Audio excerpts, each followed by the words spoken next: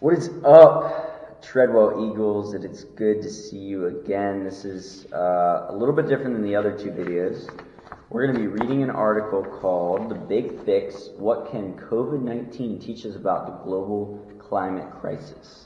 So, what we're going to do is we're going to read this article, and then you are going to have the opportunity to answer some questions about the article in the response below. So, you can either go into the link in the description and read the article for yourself. I encourage you to pull it up regardless, but I'm also going to do a read aloud, so you can pull up the article and keep this video on and read along with me as I read this article. Alright? So, again, the big fix, what can COVID-19 teach us about the global climate crisis? Every crisis deserves to be treated as a crisis, Greta Thunberg posted online this month when she announced that her weekly school strike, organized through her Fridays for the Future, was going virtual due to the coronavirus pandemic. And some of those parallels are clear. Both pose grave threats to the health and well-being of billions of people, and both call into question fundamental aspects of our society. How can we reconfigure the economy? How do we make high-stakes decisions about complex problems with high levels of uncertainty? The connection between climate change and the pandemic has become increasingly clear in recent weeks. Since the virus began to spread from China throughout the world, experts have witnessed a massive drop in carbon emissions and pollution in the hardest-hit countries, although the lauded environmental benefits will be short-lived. In February, China's carbon emissions dropped by 25% compared to the same time last year, according to data from the Center for Research on Energy and Clean Air. We saw huge drastic reductions, said CREC analyst Sunil Dahiya. The drop in China primarily comes from a decrease in coal-fired electricity generation, then manufacturing industries, then aviation, Dahiya said.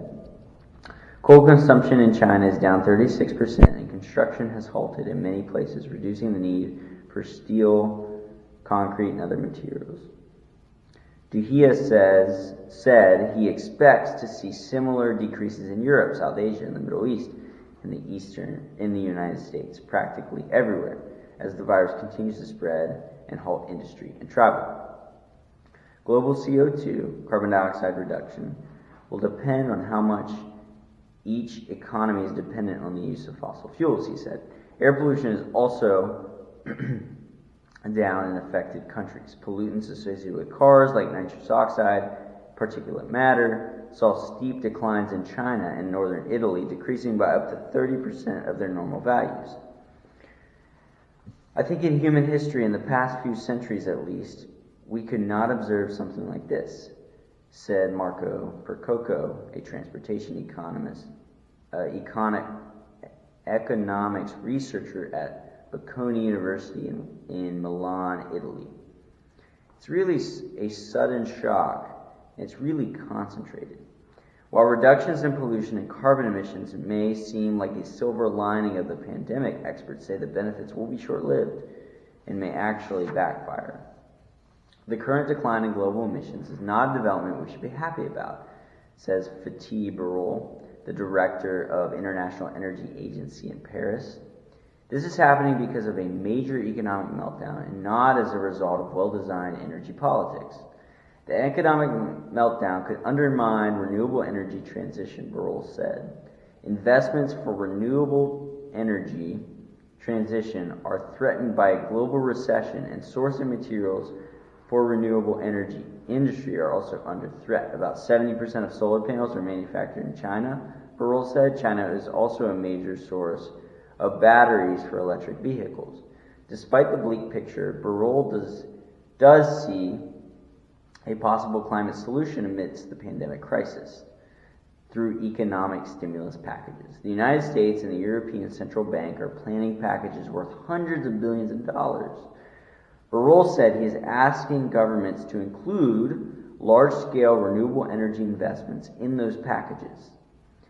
This is a very important opportunity, Burrell said. It is very important that we launch sustainable stimulus packages focused on clean energy technologies. The level of global and local coordination needed to avert COVID-19 devastation are familiar to those standing at the front lines of climate change for decades. The current upheaval and rapid response have inspired ideas for similar mobilization for the climate.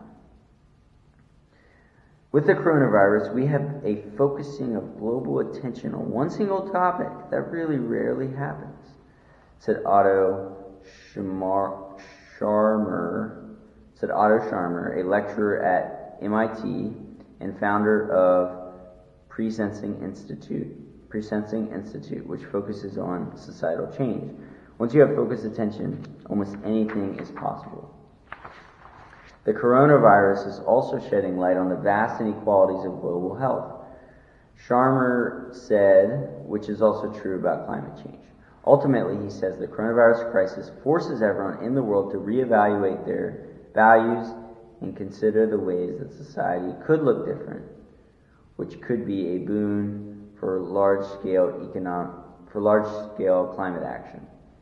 The crisis allows us to reimagine not only our personal lives, but really our civilization, Scharmer said. Our economy, our democracy, and our learning systems, those are conversations I think we should be having now. The reimagining could put us into place to really take action around climate, he said, and addressing some of the deeper root issues instead of reacting to the symptoms. All right, that's our article. I hope you enjoyed it, and make sure you answer those questions in the response below. See you guys.